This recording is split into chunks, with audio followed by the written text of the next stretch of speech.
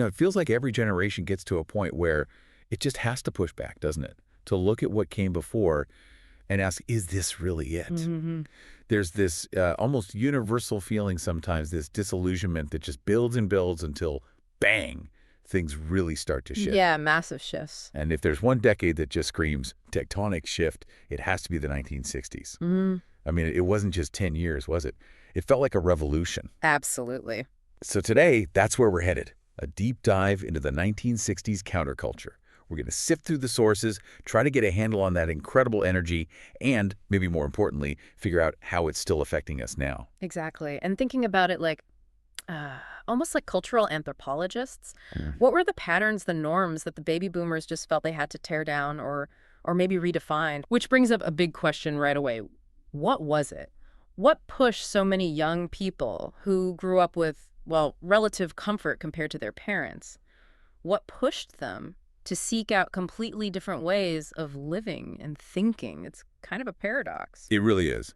And to help us unpack that, we've got a great mix of sources for this dive. We're looking at some key historical accounts like Todd Gitlin's The 60s and Theodore Roszak's The Making of a Counterculture. They really set the scene, the ideas. Foundational texts. Exactly. Hey. And then Rachel Carson's Silent Spring, which was huge for the environmental side of things. Plus, we're pulling in analyses from places like the Journal of American History, PBS Docs, Smithsonian Magazine. Good stuff. Yeah, hopefully it lets us get beyond the usual cliches, Mm-hmm. uncover some of the hidden dynamics and maybe challenge some common ideas about that decade. Okay, so let's start at the beginning then. Where did this disillusionment actually come from? It really seems to start right after World War II. Right, the post-war boom. Yeah, you've got the baby boomers born 46 to 64, coming of age, and they grew up with, economic prosperity, the suburbs popping up everywhere, all the comforts that America seemed to promise. The dream. The dream. But what's fascinating, and Gitlin really points this out, is that this generation didn't just accept it all. They started questioning the very values, the institutions that built that comfort. There was this growing feeling almost, like the American dream they were being offered felt hollow or disconnected from justice, from authenticity. A comfortable cage, maybe? That's a good way to put it, yeah. They felt it. And it wasn't just a vague feeling, right? There were very real pressures building up that people couldn't ignore. Definitely. I mean, first off, the civil rights movement, it just laid bare the deep systemic racism in America. You think about the March on Washington in '63, King's I Have a Dream speech. That wasn't just a speech, it was like a lightning rod. Hugely inspiring. Yeah, it showed a generation what demanding change looked like. Yeah. And then there was this other sort of background hum of anxiety. The Cold War, the threat of nuclear war, just hanging over everything. Existential dread, literally. Totally. But the real catalyst, the thing that seemed to just ignite everything, was Vietnam.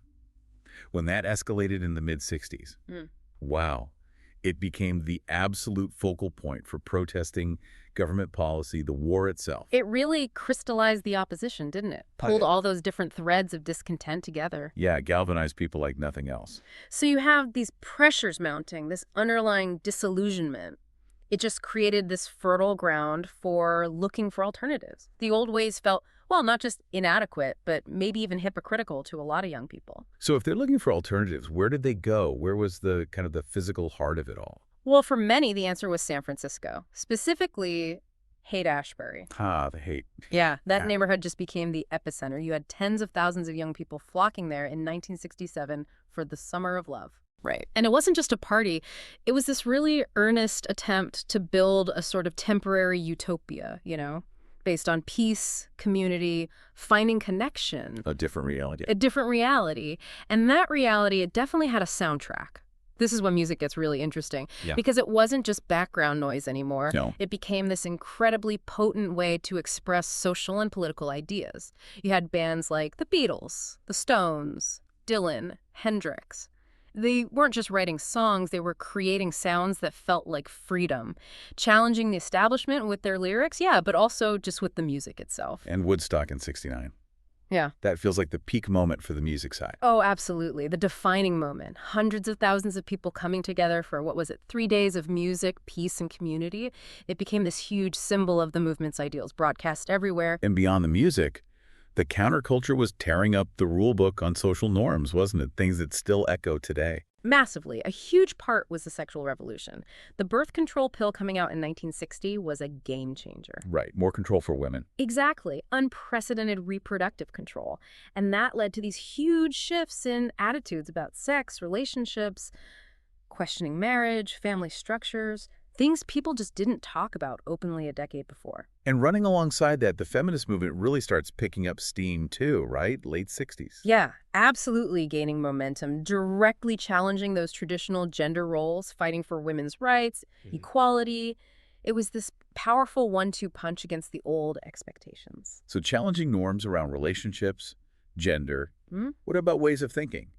Consciousness itself. Well, that brings us to the drug culture.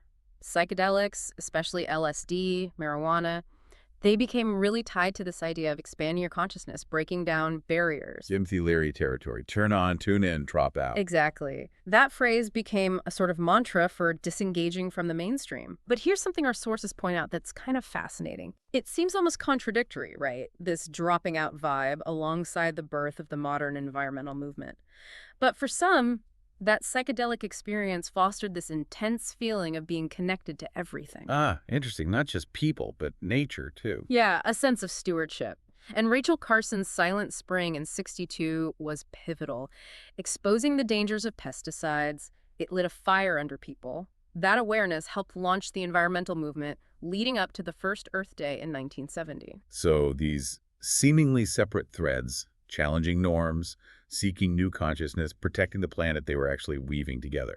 They really were. It was all part of this larger search for a different way. Okay, so we've talked about the ideas, the culture. What about the revolution in action? Politically, the anti-war movement seems like the most visible part. Oh, definitely. As Vietnam dragged on and got worse, the opposition just exploded. First on college campuses, then everywhere. Protests, demonstrations. Yeah, civil disobedience, it just kept growing. And 1968 was really the flashpoint. Those protests at the Democratic National Convention in Chicago, they turned violent. I remember seeing footage, clashes with police. Yeah, it shocked the country, really highlighted how deep the divisions were. It wasn't just polite disagreement anymore. And while the anti-war stuff was huge, you can't separate it entirely from the civil rights movement, can you? No, not at all. The civil rights movement was distinct, but its influence was profound. Its tactics, nonviolent protest, its moral authority, that inspired so much of the broader counterculture activism. Right. And even though you had big legislative wins, like the Civil Rights Act in '64 and the Voting Rights Act in '65. A huge win. Huge. But the fight for racial equality was far from over. That ongoing struggle kept reminding everyone that fundamental change was still needed. It kept the activist fires burning. And you could literally see the revolution too, right? Right. And how people looked, how they tried to live. Absolutely. The visual identity was immediate. Long hair, bright colors, handmade clothes. It wasn't just fashion, it was a statement. Rejecting conformity, the whole hippie aesthetic. Exactly. Natural materials, individual expression. Bits of it still pop up today, don't they? And beyond how people looked, there were these experiments in living differently. Communal living. And communes. Yeah, they sprang up all over. Rural farms trying to be self-sufficient, urban collectives sharing resources, trying to build cooperation, equality. Did they work? Well, many were short-lived. They faced challenges, internal conflicts, money problems, but they represented this real attempt to create alternatives, to test out different ways of being together. And getting the word out about all this. The ideas, the protests, the lifestyle. Media must have been key. Crucial. You had underground newspapers, magazines like The Village Voice, Rolling Stone. Right, giving a voice to stuff the mainstream wasn't covering. Exactly. Alternative viewpoints, cultural criticism. They helped build that sense of shared identity, gave practical info. And it wasn't just print. TV and movies started reflecting the changes too. Tackling taboo subjects, pushing boundaries, bringing the counterculture, or at least versions of it, right into people's living rooms. For better or worse. For better or worse, yeah. But like any big upheaval, it wasn't all smooth sailing, was it? There must have been problems, complexities. Oh, absolutely. That's a really important point. Idealism is powerful, but it always runs up against reality, doesn't it? Sure. Many of the big goals, instant peace, perfect communes, they weren't fully reached. Some experiments just didn't work out long term. And the drug culture. While some saw it as liberating, it definitely had a darker side. Addiction, mental health issues. It caused real problems for a lot of people. That dropout thing wasn't always freeing. And all this change, all this questioning, It must have made a lot of people uncomfortable. Very uncomfortable.